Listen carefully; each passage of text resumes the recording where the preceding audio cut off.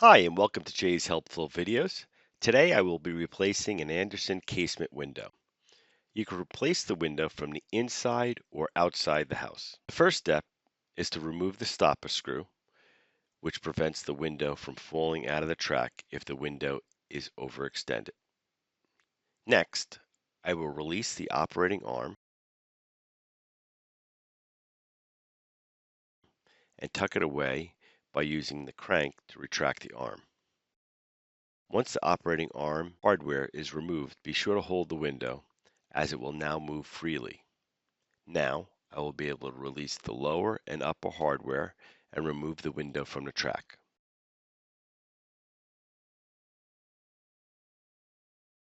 I suggest laying the old and new windows side by side with both windows facing in the same direction.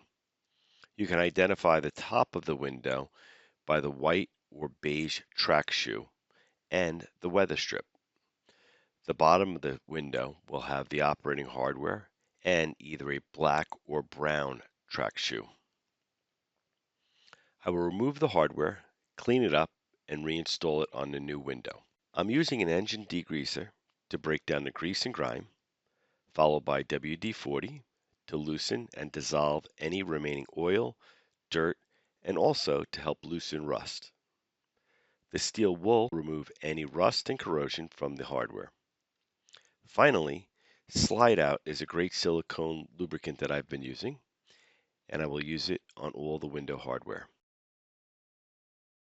You can purchase new hardware, but you'll be amazed at how great it looks after going through this cleaning process. I'm using the old window as a reference to measure the distance from the far edge of the frame to the center of the first hardware mounting hole. This measurement will be transferred to the new window. Be sure to double check your measurement before drilling a hole. You will see the hardware has two raised areas. There is a thin groove in the frame that those raised areas need to be seated in.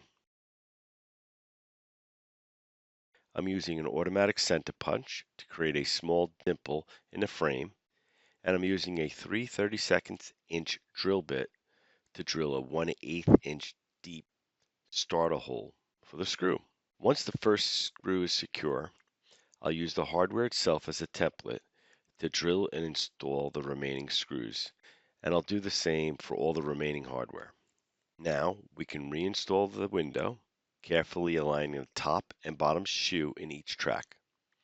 Once aligned, I'll reconnect the hardware and reinstall the stop screws.